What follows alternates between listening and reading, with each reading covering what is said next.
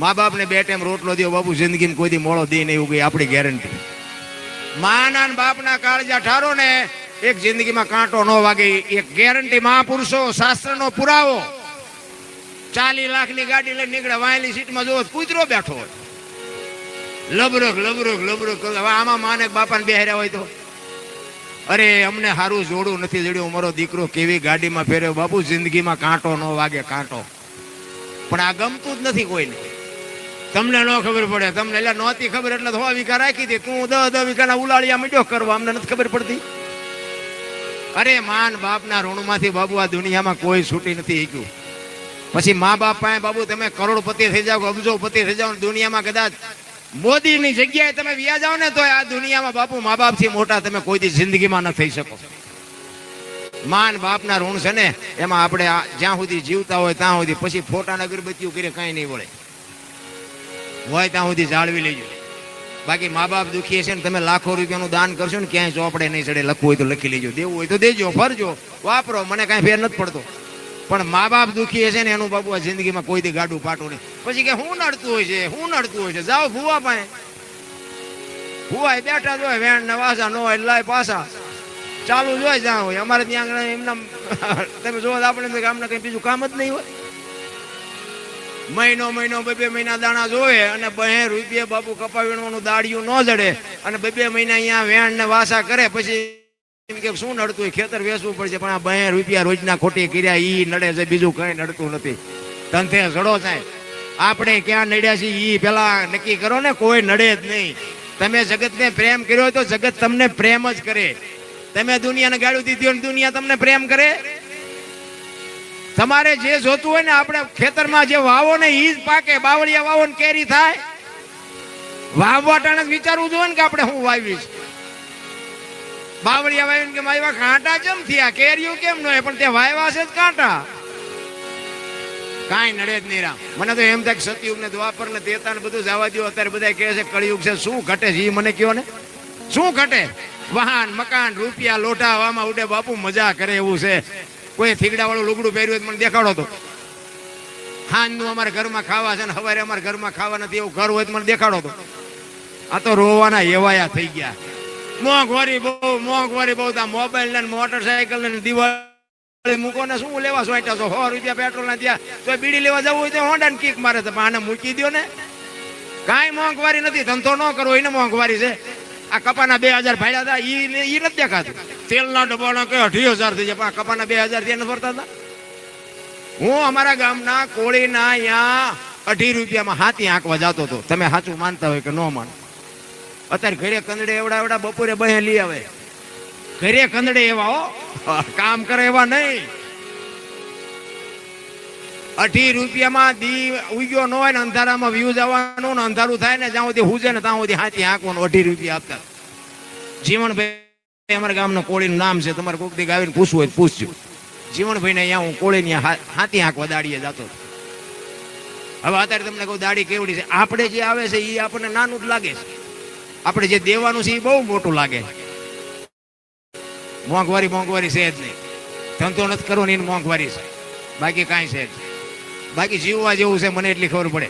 આપણે હું તો ગામમાં ગયો હોય, સુરેન્દ્રનગર ગયો હોય ને તો આપણે એમ થાય ભગવાન આપ્યું છે. આપણે છોકરા હાટું કંઈક ભાગ લઈ આવી ને એટલે આપણે એમ થાય ભગવાન આપ્યું હોય તો શું હાલો ને આપણે થોડું કાજુ બદામ એવું બધું લઈ જાય.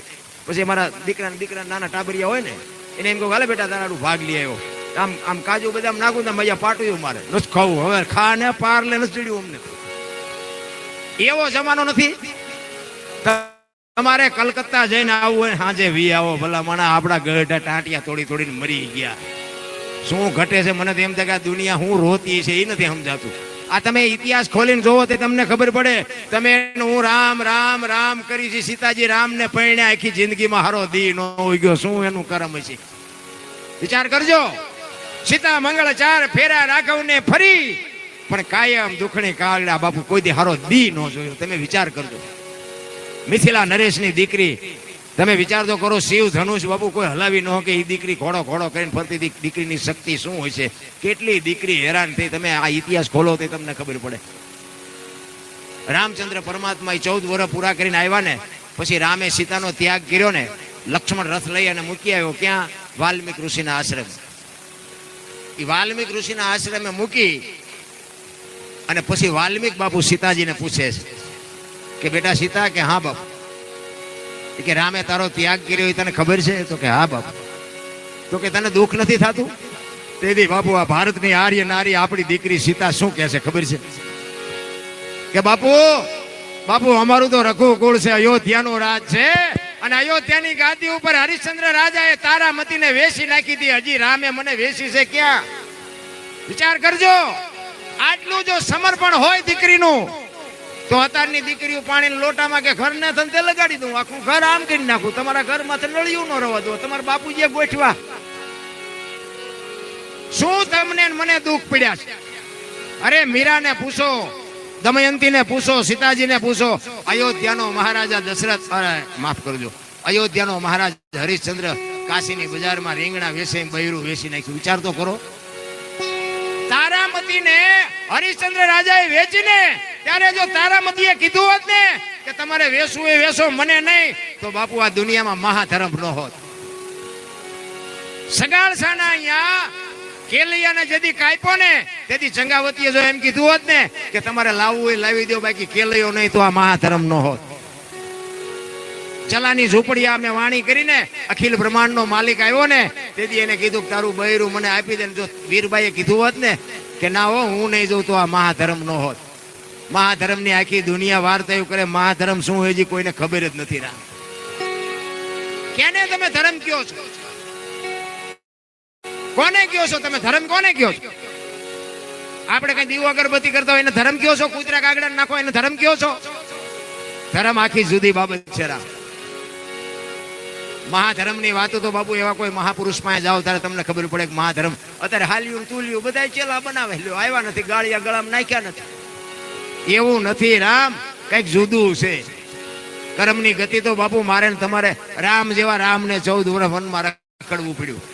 ભીષ્મને તમે વિચાર તો કરો, થઈ થાવીને થાસી આવો ત્રિકાળ જ્ઞાની મહાપુરુષ ગંગાનો પુત્ર ભીષ્મ છેલ્લે બાણની પથારીમાં હોવું પડ્યું. એનું હું કર્મ છે? ભીષ્મ એટલે કુરુક્ષેત્રના મેદાનમાં જેથી કૌરવ અને પાંડવોનું યુદ્ધ હતું ને, તેથી આમ રણ મેદાનમાં હામ હામ આવીને બે ઉભા રહ્યા.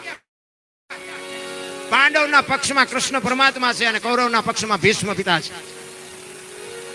ભીષ્મ પિતા કૃષ્ણને કહે છે કે તું જે પક્ષમાં હોય ને પક્ષ કોઈ દી હારે નહીં, પણ આ દુર્યોધનનો સેનાપતિ મારે બન્યા વગર છૂટકો નથી, કારણ કે એનું મેં અનાજ ખાધું છે. તો કૃષ્ણ કહે છે કોને? ભીષ્મને, કે ના દાદા, હથિયાર હું નથી ઉપાડવાનું, હું તો એક અર્જુનનો રથ હલાવનાર સારથી છું. ભીષ્મ મનમાં વિચાર કરે કે બીકે તારી એકની જ લાગે છે, આ દુનિયામાં મને હરાવનારો આ દુનિયામાં પેદા નથી થયો.